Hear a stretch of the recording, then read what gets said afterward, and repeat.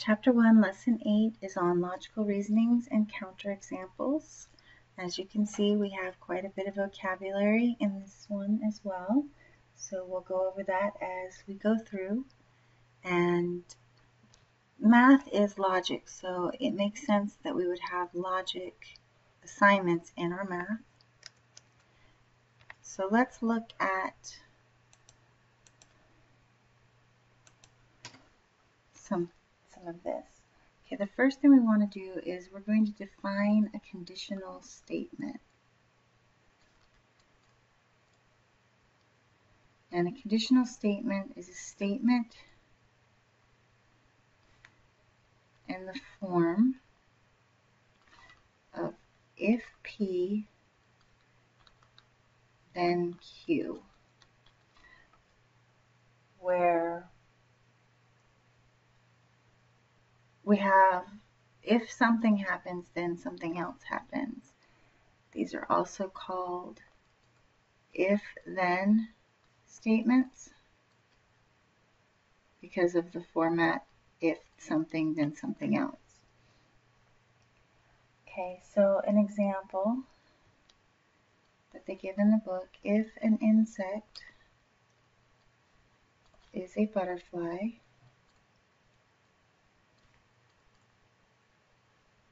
then it was a caterpillar. Now in the book they're using A and B, if A then B, but in geometry we use P and Q, and so I want to get you used to if P then Q. An insect is a butterfly would be the part that's the P, and it was a caterpillar would be the part that's the Q, if P then Q.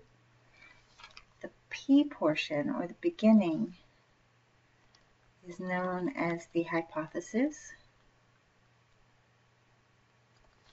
And then the then portion, or the Q, is known as the conclusion.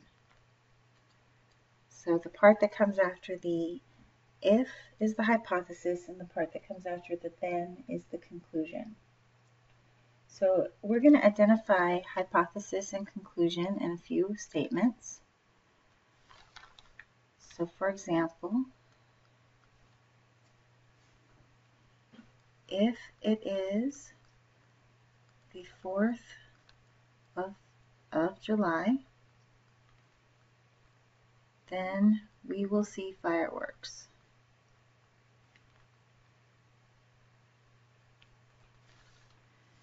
Right? The portion that comes after the if, so it is the 4th of July is our hypothesis, and we will see fireworks is our conclusion. Another example, if 2x minus 10 equals 0, then x equals 5. So you can see we can have an if-then statement that's not a sentence but is mathematical. 2x minus 10 equals 0 is our hypothesis. X equals 5 is our conclusion. Let's try two more.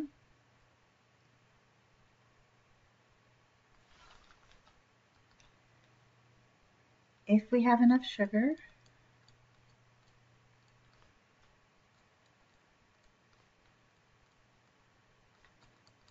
then we will make cookies.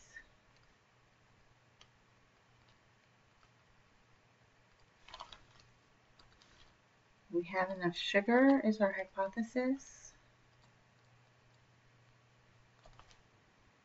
We will make cookies is our conclusion.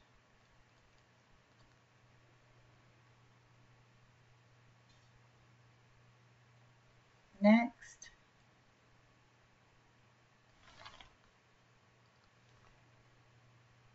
if 6z minus 5 equals 43, then z equals 3. 6z minus 5 equals 43 is our hypothesis, and z equals 3 is our conclusion. Now, Sometimes our conditional statements are not in if-then format.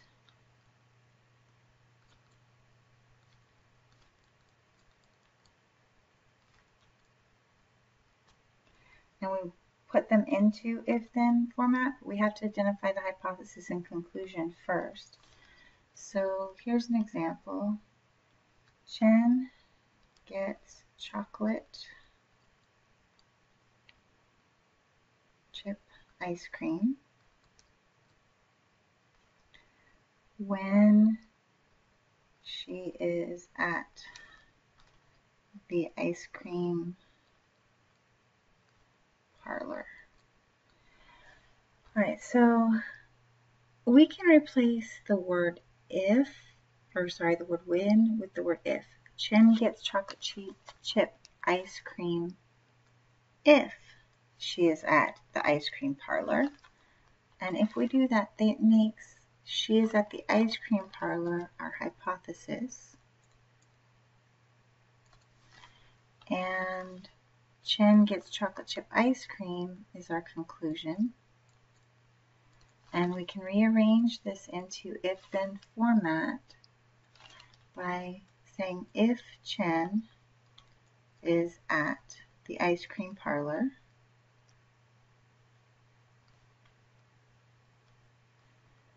then she will get chocolate chip ice cream. Now, if we were to write that the other way, if Chen gets ice cream or chocolate chip ice cream, then she is at the ice cream parlor, and that might work also. Sometimes though, if we flip them, it doesn't make any sense. Let's try one mathematically. For the equation 3y plus 4 equals 25, y equals 7. Well, we've seen a couple of these, so if 3y plus 4 equals 25, then y equals 7. Now this one would not make sense to flip it, because if we said if y equals 7, then 3y plus 4 equals 25, that's not necessarily true, because there could be a myriad of other equations where y would equal 7. So this one really does need to go in this order.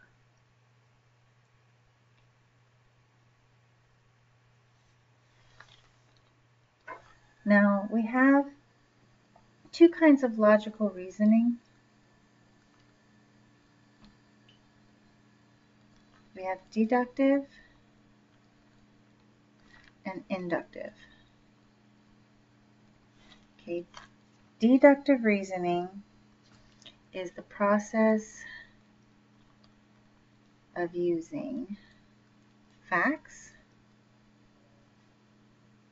rules, definitions,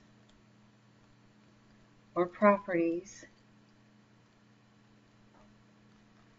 to reach valid conclusions. Deductive reasoning is what we use in math. Inductive reasoning, on the other hand, is making conclusions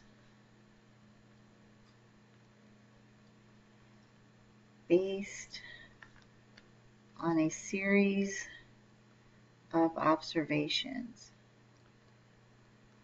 Sherlock Holmes uses inductive reasoning. We're going to use deductive reasoning. We're looking for facts, not just things that we see, but we want actual rules, facts, properties.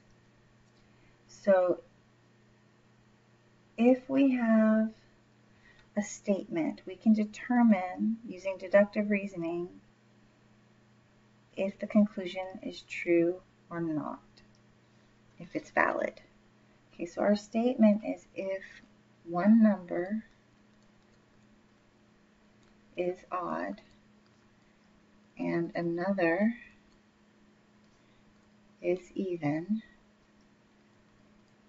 then their product must be even. Right, so A tells us the numbers are 5 and 8. Well, 5 is odd, 8 is even, so that part holds true. 5 times 8 is 40, also even, so this is a valid conclusion. Let's try another one. Using the same statement, the product is 24. Well, now our product is even, but the product is the conclusion, so we have that the conclusion is true, but what about our hypothesis? Well, 3 times 8 is 24, and this is odd and this is even, but 4 times 6 is 24, and these are both even. 2 times 12 is 24. Those are both even. So true, not true. So we can't make a valid conclusion on this one. We don't know for sure that just because the product is 24 that one number was odd and one number was even. They could have both been even. So there's no valid conclusion.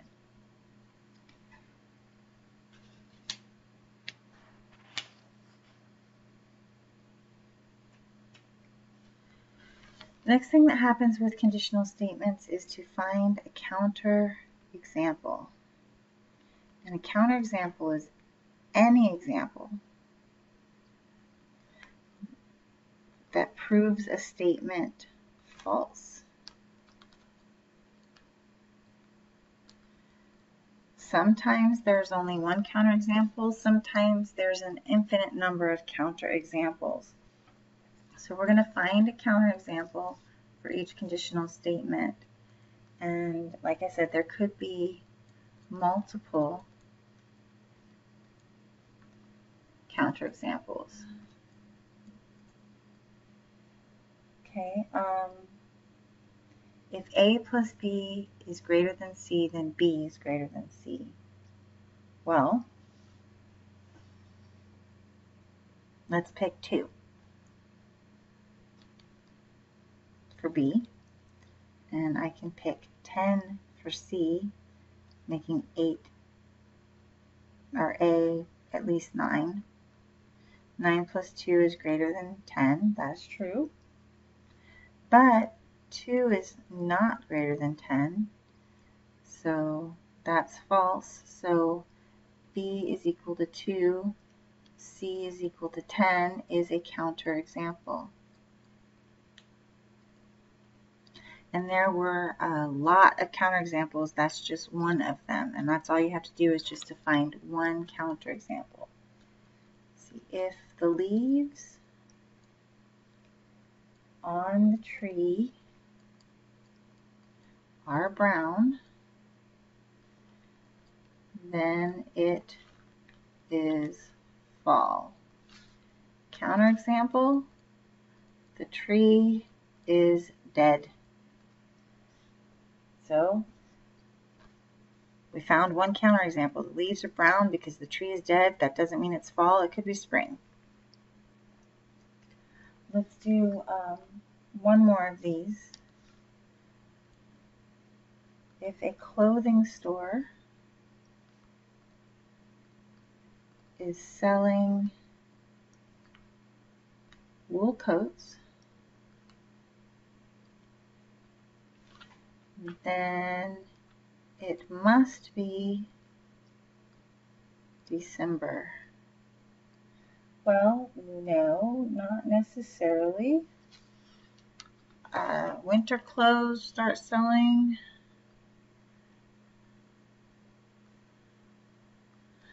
as early as September in some areas, or January through March.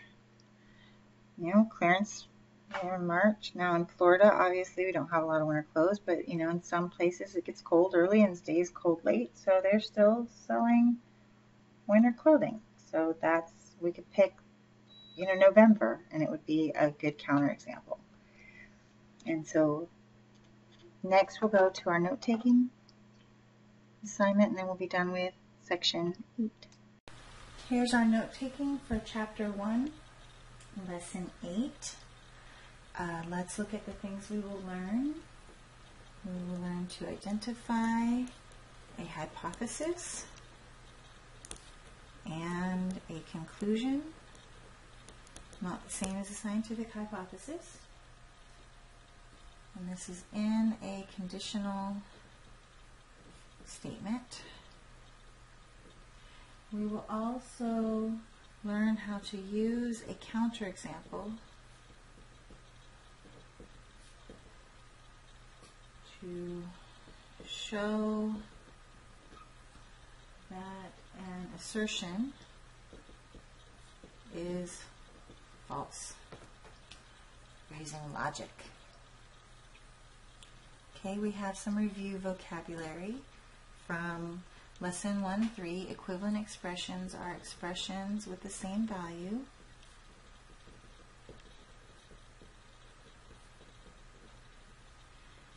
Additive identity is the number 0, and that's because we can add to any number and the value doesn't change.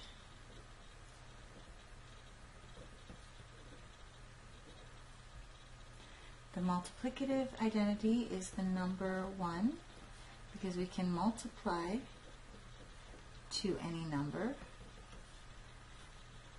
and the value doesn't change.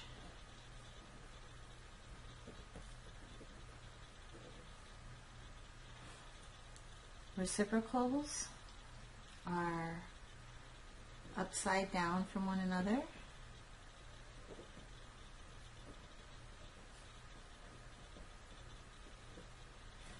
So for example, 3/4 and 4/3.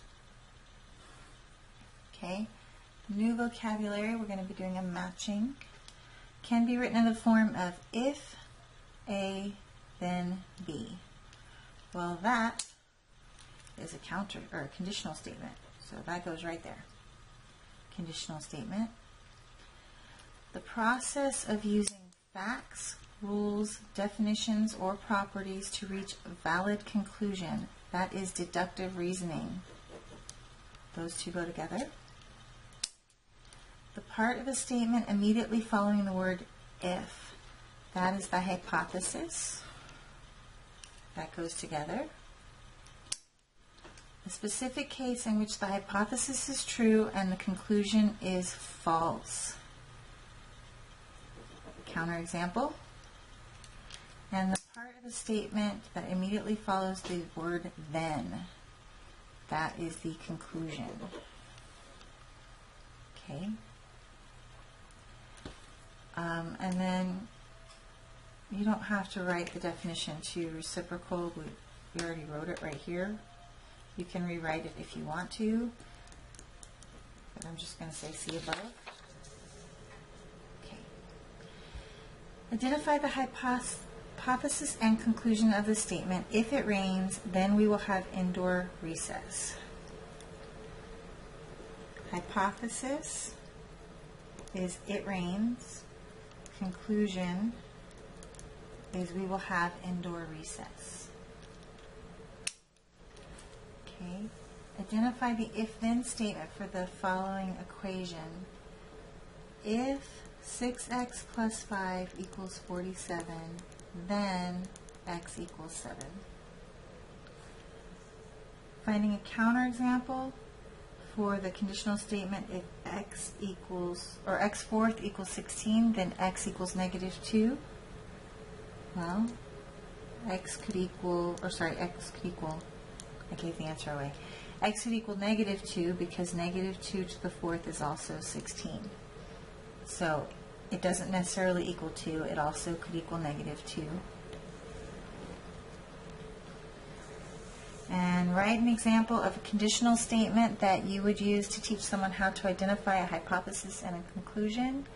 There could be really anything here. If I identify the hypothesis